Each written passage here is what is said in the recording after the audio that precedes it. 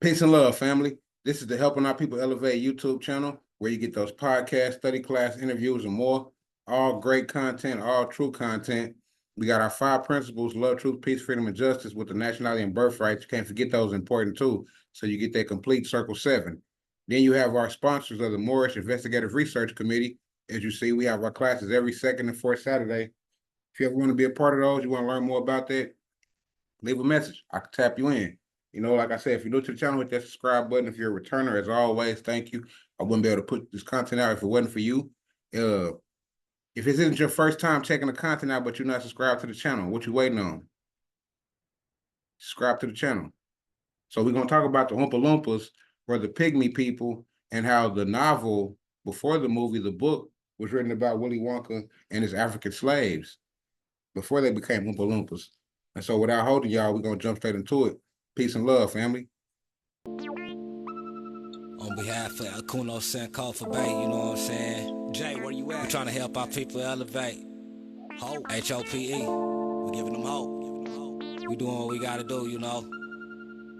Every day, one step at a time, man. We're gonna make it happen. Helping our people elevate. Yeah.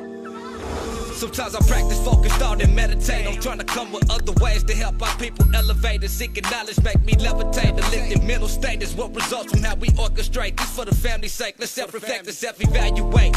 And every day, make sure the steps you take, you calculate. Receive a master's fate. I know I can't exist without the hate, but that's okay. I balance that with higher self today. Success is on this way, and after that, my flesh can pass away.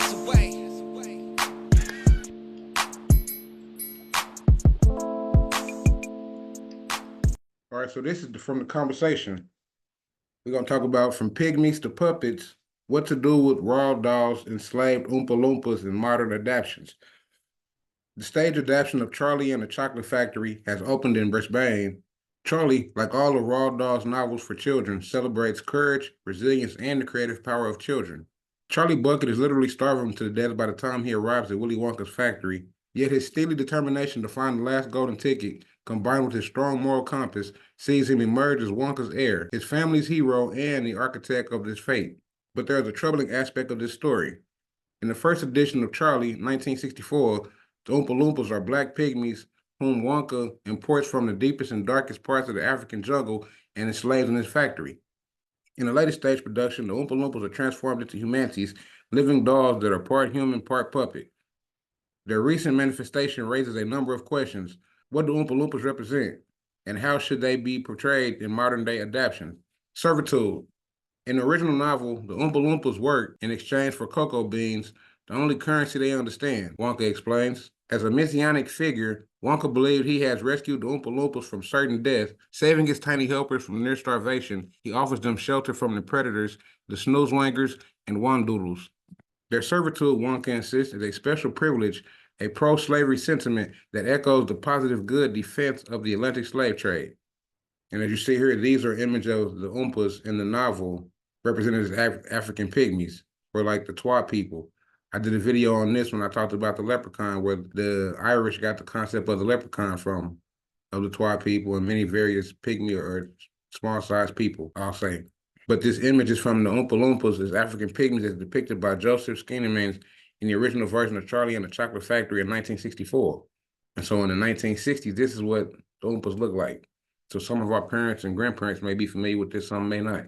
But ask about it, they may say they've heard this story before, read this story before. The novel reflects cultural anxieties that emerged in the United Kingdom in the 1960s when the labor market opened to new Commonwealth citizens from India to the Caribbean. Grandpa Joe, a former Wonka employee who was laid off, represents the concern of white British workers who saw immigrants as rivals for what they believed were rightfully white British jobs. When Wonka's factory reopened with a secret workforce, Charlie says to Grandpa Joe, "But there must be people working there." And Grandpa Joe responds, "Not people, Charlie. Not ordinary people anyway." So then we talk about the whitewashing. In the late 1960s, under the mounting pressure to rewrite the Oompa Loompas, Dahl agreed in his words to de-Negro his characters.